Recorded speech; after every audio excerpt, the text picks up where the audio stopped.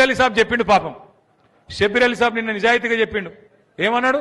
పైసలు తీసుకొని కాంగ్రెస్ లో ఆయన అన్ని అమ్ముకుంటారు అని చెప్పిండు. వాస్తవం. ఆ రోజు కోమటిరెడ్డి వెంకటరెడ్డి గారు చెప్పిండు 50 కోట్లకు పిసిసి అధ్యక్ష పదవి అమ్ముకున్నారని. మరి ఇప్పుడు ముఖ్యమంత్రి పదవి కూడా అమ్ముకున్నారు కాబట్టి రాహుల్ గాంధీ కూడా ఏమి చేయలేని అశక్తతలో ఉన్నాడు. మీనాక్షి నటరాజన్ గారు సిన్సియర్ లీడర్ ఆమె పాపం. ఆమెకి ఇక్కడ ఇన్ఛార్జ్ ఉంటే రేవంత్ రెడ్డితో ఏదో మొత్తానికి ఏదో పంచాయతీ పడ్డది. నువ్వు ఇట్లా గరీబోల ఇల్లు గులగొట్టకని చెప్పిందట ఆమె. గరీబోల ఇల్లు గులగొట్టక మంచి పద్ధతి కాదు. గా మూసీ పేరు మీద హైడ్రా పేరు మీద నాశనం చేస్తున్నావు, పార్టీకి చెడ్డ పేరు వస్తున్నది, నువ్వు చెయ్యకు అని చెప్పిందట. పగబట్టిండు. పగబట్టి ఏం చేసిండు? మోక కోసం చూసిండు. ఆయనతో బీజేపీలకు ఉప్పందించిండు. ఆమె నామినేషన్ కూడా ఎగరగొట్టిండు. ఆమె మీద దొంగ కేసు పెట్టి ఆ కేసు ఆయనతో వాళ్ళకు ఉప్పందించి ఆమె నామినేషన్ ఎగిరిపోయేటట్టు చేసిండు. గిసొంటోడు సొంత పార్టీలకే న్యాయం చేయనోడు రాష్ట్రానికి న్యాయం చేస్తాడా?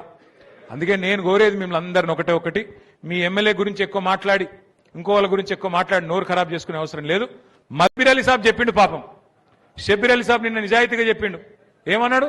పైసలు తీసుకొని కాంగ్రెస్ లో ఆయన అన్ని అమ్ముకుంటారు అని చెప్పిండు. వాస్తవం.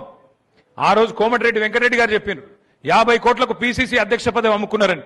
మరి ఇప్పుడు ముఖ్యమంత్రి పదవి కూడా అమ్ముకున్నారు కాబట్టి రాహుల్ గాంధీ కూడా ఏమి చేయలేని అశక్తతలో ఉన్నాడు. మీనాక్షి నటరాజన్ గారు సిన్సియర్ లీడర్ ఆమె పాపం. ఆమెకి ఇక్కడ ఇన్ఛార్జ్ ఉంటే రేవంత్ రెడ్డితో ఏదో మొత్తానికి ఏదో పంచాయతీ పడ్డది. నువ్వు ఇట్లా గరీబోల ఇల్లు గులగొట్టకని చెప్పిందట ఆమె. గరీబోల ఇల్లు గులగొట్టక మంచి పద్ధతి కాదు. గా మూసీ పేరు మీద హైడ్రా పేరు మీద నాశనం చేస్తున్నావు, పార్టీకి చెడ్డ పేరు వస్తున్నది, నువ్వు చెయ్యకు అని చెప్పిందట. పగబట్టిండు. పగబట్టి ఏం చేసిండు? మోక కోసం చూసిండు. ఆయనతో బీజేపీలకు ఉప్పందించిండు. ఆమె నామినేషన్ కూడా ఎగరగొట్టిండు. ఆమె మీద దొంగ కేసు పెట్టి ఆ కేసు ఆయనతో వాళ్ళకు ఉప్పందించి ఆమె నామినేషన్ ఎగిరిపోయేటట్టు చేసిండు. గిసొంటోడు సొంత పార్టీలకే న్యాయం చేయనోడు రాష్ట్రానికి న్యాయం చేస్తాడా? అందుకే నేను కోరేది మిమ్మల్ని అందరిని ఒకటి, మీ ఎమ్మెల్యే గురించి ఎక్కువ మాట్లాడి ఇంకో వాళ్ళ గురించి ఎక్కువ మాట్లాడి నోరు ఖరాబ్ చేసుకునే అవసరం లేదు.